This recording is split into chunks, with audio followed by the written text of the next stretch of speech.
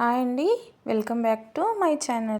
ఈరోజు వీడియోలో రాయలసీమ స్పెషల్ అయిన గోంగూర పులిహోర ఎలా చేసుకోవాలో చూపిస్తున్నాను. గోంగూర అంటేనే మనకి నోట్లో నీళ్ళు ఊరుతూ ఉంటాయి. ఇంకా గోంగూర పులిహోర అంటే ఇంకా చెప్పాల్సిన పని లేదు. గోంగూర పులిహోరతో ఎంత తింటున్నామో తెలియకుండానే తినేస్తూ ఉంటాము. అయితే గోంగూర అయితే చాలా మంచిదండి.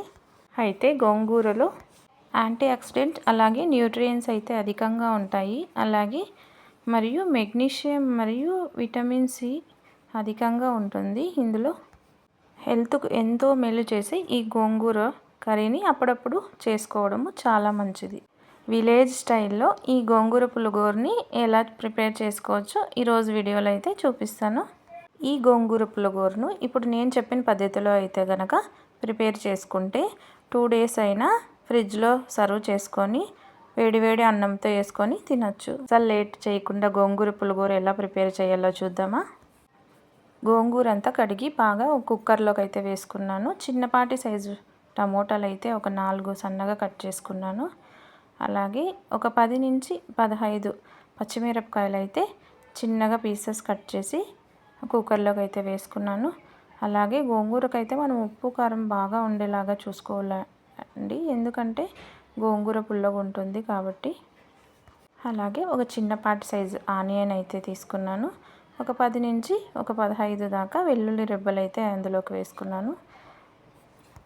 అలాగే ఆ కర్రీకి సరిపడా ఉప్పు, పసుపు, మరి నేను 1 స్పూన్ ధనియా పౌడర్ అయితే యాడ్ చేశాను, ఎందుకంటే టేస్ట్ బాగా వస్తుందని. అలాగే కుక్కర్లో ఒక 2 విజిల్స్ అయితే పెట్టాను. ఇప్పుడైతే చూస్తున్నారు కదా, చాలా మెత్తగా ఉడికిపోయింది. మనం పప్పు రామేదంతో బాగా నీట్గా స్మాష్ చేసుకోవాలి. టమోటా పలుకులు కనపడకుండా, పచ్చిమిర్చి కారం అందులో సరిపడా వచ్చేలాగా బాగా నీట్గా స్మాష్ చేసుకోవాలి. పోపు పెట్టడానికైతే నేను కరివేపాకు, ఒట్టిమిరపకాయలు 4, ఆనియన్ కొంచెము,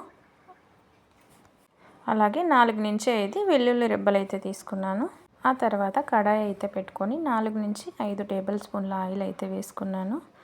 ఆ తర్వాత తాలింపు గింజలు అయితే అందులో వేసుకోవాలి. ఆవాలు, జీలకర్ర, మినప్పప్పు ఇవి కొంచెం వేగినాక వెల్లుల్లి రెబ్బలు, ఆ తర్వాత ఉల్లిపాయ, ఒట్టిమిరపకాయలు ఇవన్నీ ద్వారగా ఆయిల్లో అయితే ఫ్రై చేసుకోవాలి.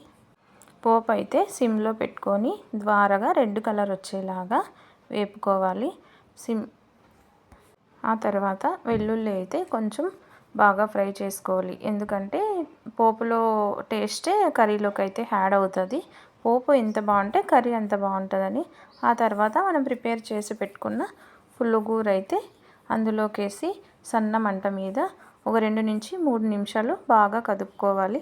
తర్వాత ఎంతో టేస్టీ గోంగూర పులిహోర అయితే రెడీ. ఇది ముద్దకైనా అన్నంకైనా వేడివేడి అన్నంకైనా చాలా టేస్ట్గా ఉంటుంది. మీరు ఒకసారి ట్రై చేయండి. నేనైతే ముద్దకైతే ట్రై చేశాను. ట్రై చేసి టేస్ట్ చేసి కామెంట్ చేయండి. Okay, bye, see you.